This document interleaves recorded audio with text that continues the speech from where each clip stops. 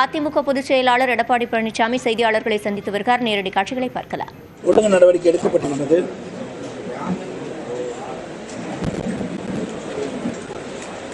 அது குறித்து சில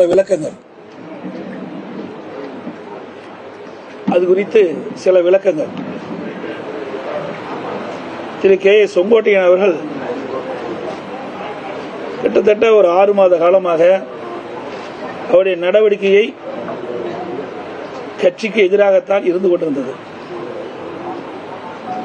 முதலிலே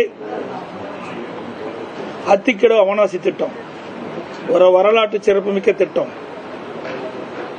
இந்த திட்டம் அந்த இருக்கின்ற விவசாயிகளுக்கு ஒரு வரப்பிரசாதமான திட்டம். பல ஆண்டுகளாக அந்த விவசாய பெருமக்கள் அத்திக்கடவு அவனாசி திட்டத்தை நிறைவேற்ற வேண்டும் என்று கோரிக்கை வைத்துக் கொண்டிருந்தார்கள். மாண்புமிகு அம்மாவில் இருக்கின்ற காலகட்டத்திலே அந்த அத்திக்கடவு அவனாசி திட்டம் நிறைவேற்றப்படும் என்ற அறிவிப்பை கொடுத்தார்கள். அம்மா மறைவுக்கு பிறகு அம்மாவுடைய அறிவிப்புக்கு இணங்க நான் முதலமைச்சர் இருந்த காலகட்டத்தில் அம்மாவுடைய அரசு அத்திக்கடவு அவனாசி திட்டத்தை நிறைவேற்றுவதற்கு சுமார் 1682 கோடி முழுக்க மாநில நிதியிலிருந்து ஒதுக்கப்பட்டு அந்த பணிகள் துவங்கி நடைபெற்று அந்த நடைபெற்றுக் கொண்டிருக்கின்ற வேளையில் சுமார் 85% பணிகள் நிறைவு பெற்றது. எஞ்சிய 15 பணிகள் ஆட்சி மாற்றத்தின் காரணமாக திராவிட முன்னேற்ற கழகம் ஆட்சிக்கு வந்த பிறகு கிட்டத்தட்ட 3 ஆண்டு காலமாக அதை ஆமை வேகத்தில் அந்த பணி நடைபெற்று முடிந்து பிறகு அதை திறந்தார்கள்.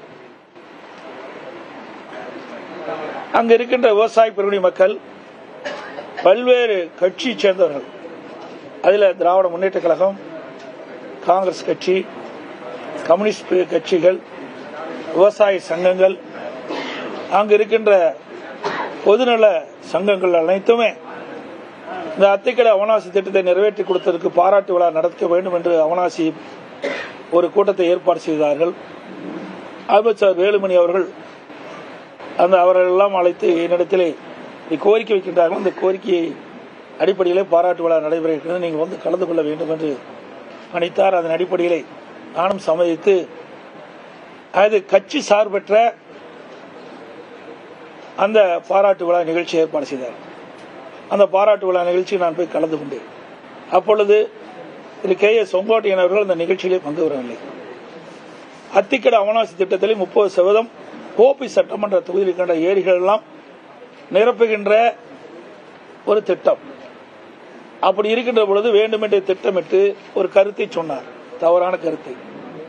மாண்புமிகு அம்மா அவருடைய உருவப்படம், பொன்மனச்செம்மல் புரட்சித் தலைவர் எம்ஜிஆருடைய திருவுருவப்படம் இடம்பெறாத காரணத்தில் நான் அந்த நிகழ்ச்சியிலே பங்கு பெறவில்லை என்ற ஒரு தவறான கருத்தை சொன்னார். அங்கு இருக்கின்ற விவசாய பெருங்குடி மக்கள், பல்வேறு கட்சியை சேர்ந்தவர்கள் எல்லாம் இது கட்சி நிகழ்ச்சி இல்லை, கட்சிக்கு அப்பாற்பட்டு நாங்கள் பல கட்சியை சேர்ந்தவர்களும் இந்த போராட்டத்தில் ஈடுபட்டோம். அந்த ஈடுபட்டதின் காரணமாக என் பெயரை சொல்லி அவர் முதலமைச்சர் இருந்த காலகட்டத்தில் இந்த திட்டத்தை கொண்டு வந்து நிறைவேற்றியிருக்கிறார். அதற்கு நாங்கள் பாராட்டு விழா நடத்தியிருக்கிறோம், நீங்கள் வந்து கலந்து கொள்ளுகின்றோம். அவர்களும் மீண்டும் கோரிக்கை வைத்தார்கள், அதையெல்லாம் நிராகரித்தார். என்ன அவருடைய கருத்து? அங்கே அந்த நிகழ்ச்சியிலே அம்மா மாண்புமிகு அம்மாவுடைய படமும் பொன்மனச்செம்மல் புரட்சித் தலைவர் எம்ஜிஆர் படம் இடம்பெறவில்லை என்பதுதான். அதுக்காக வரவில்லை என்றார். அதே வேளையில் இதே செங்கோட்டையன் அவர்கள் ஒரு சைக்கிள் துவக்கு நிகழ்ச்சி அவருடைய தொகுதியில் ஒரு சைக்கிள், அதாவது விலையில்லா சைக்கிள் மாணவர்களுக்கு கொடுக்கின்ற நிகழ்ச்சி, அந்த நிகழ்ச்சியில கலந்துகிட்டார். எங்க அம்மா படம் இருக்குது, திரு கருணாநிதி படம், திரு ஸ்டாலின் படம் தான் இருக்குது. அப்பவே பிடிஎம் வேலையை ஆரம்பிச்சுட்டார். இது பாருங்க, இது சைக்கிள் கொடுக்கிற அந்த குழந்தைகள் அமர்ந்திருக்கின்ற காட்சி, அதுல படம். இதுல திரு கருணாநிதி அவர்கள் படமும் திரு ஸ்டாலின் படம் தான் இருக்குது. அம்மா படமும் தலைவர் படமும் எங்கே இருக்கின்றது? அப்பொழுதிருந்தே திட்டத்தை வகுக்க ஆரம்பித்து விட்டார். ஏதாவது ஒரு காரணத்தை சொல்லி அந்த கூட்டத்தில் கலந்து கொள்ள இருப்பதற்காக அந்த காரணத்தை சொன்னார். ஆனால் உண்மை வெளிவந்து விட்டது. இப்படிப்பட்டவர் தான் திரு செங்கோட்டையன் அவர்கள். பிறகு இணைப்பு பற்றி பேசும் சொன்னார். இது அடிப்படை உறுப்பிலிருந்து நீக்கப்பட்டவர், பிரிந்து சென்றவர்கள் அல்ல. அதிலே நன்றாக எடுத்துக்கொள்ள வேண்டும். பிரிந்து சென்றவர்கள் அல்ல. இது அடிப்படை உறுப்பிலிருந்து நீக்கப்பட்டவர்கள் இதுக்கு சிறப்பு தீர்மானம் நிறைவேற்றப்பட்டது. இது அனைத்து இந்திய அண்ணா திராவிட முன்னேற்ற கழகத்தினுடைய பொதுக்குழு கூட்டத்தில் சிறப்பு தீர்மானம் நிறைவேற்றப்பட்டது. இந்த தீர்மானத்தில் சில வரிகளை மட்டும் இந்த நேரத்தில் குறிப்பிடுறாங்க. கழக பொருளாளர் திரு ஓ பன்னீர்செல்வம் அவர்களின் கட்சி விரோத செயல்களுக்கு இந்த பொதுக்குழு கடும் கண்டனத்தை தெரிவித்துக் கொள்கிறது. கழகத்தின் நன்மையை கருதி கழக சட்டத்திட்ட விதி 35 படி திரு ஓ பன்னீர்செல்வம் அவர்களை உடனடியாக கழக பொருளாளர் பொறுப்பு, கழக அடிப்படை உறுப்பினர் உள்ளிட்ட அனைத்து பொறுப்புகளில் இருந்தும் நீக்கி வைப்பதோடு இன்று முதல் கழக உடன்பிறப்புகள் யாரும் திரு ஓ பன்னீர்செல்வம் அவர்களுடன் எவ்வித தொடர்பும் வைத்துக் கொள்ளக்கூடாது என்று இந்த பொதுக்குழுவில் தீர்மானிக்கப்படுகிறது. அதுக்கு பிறகு கடைசியா இன்னொரு 3-4 பேர்த்த எடுக்கிறாங்க. அதுல கடைசியா கொடுக்கிற பேராவில் கழக அடிப்படை உறுப்பினர் உள்ளிட்ட அனைத்து பொறுப்புகளில் இருந்தும் நீக்கி வைப்பதோடு இன்று முதல் கழக உடன்பிறப்புகள் யாரும் மேற்கொண்டவர்களுடன் எவ்வித தொடர்பும் வைத்துக் கொள்ளக்கூடாது என்றும் இந்த பொதுக்குழுவில் தீர்மானம் நிறைவேற்றப்பட்டது. இது நான் சொல்லல, அனைத்து இந்திய அண்ணா திராவிட முன்னேற்ற கழகத்துடைய பொதுக்குழு தீர்மானம் நிறைவேற்றப்பட்டு அறிவிக்கப்பட்டிருக்கின்றது.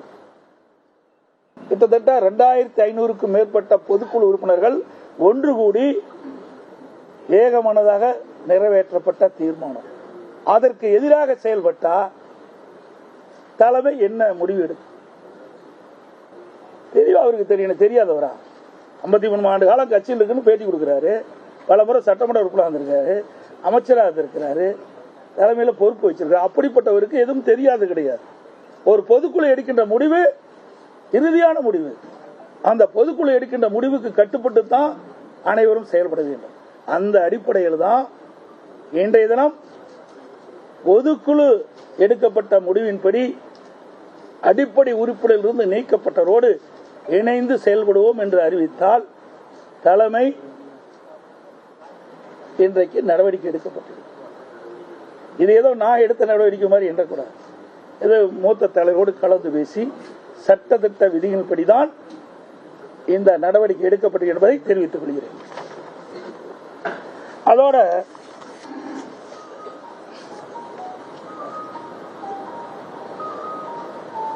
எப்பொழுது பார்த்தாலும் நான் அம்மா விசுவாசி அப்படின்னு சொல்றாரு. அம்மா விசுவாசியா இருந்தா ஏன் அமைச்சா இருக்கும் போதே அமைச்சர் பதவியிலிருந்து விடுவிக்கிறாங்க? அம்மா அமைச்சர் இருக்கும்போது விடுவிச்சுட்டாங்க. நான் அமைச்சர முதலமைச்சர் ஆகும்போதுதான் என்னுடைய அமைச்சரவையில் இடம் கொடுத்தேன். நான் எழுதி கொடுத்து கையெழுத்து போட்ட பிறகுதான் கவர்னர் அதை அனுபவிச்சு அவர்ல அந்த அமைச்சர் வாய்ப்பு கிடைக்கப்பட்டிருக்கு. வேறு மாவட்ட செயலாளராகவும் அம்மா இருக்கும்போது எடுத்துட்டாங்க. பிறகு நாங்கள் இருக்கின்ற பொழுதுதான் பொறுப்பு இருக்கும்போது அவருக்கு அந்த பதவி கொடுத்தோம்.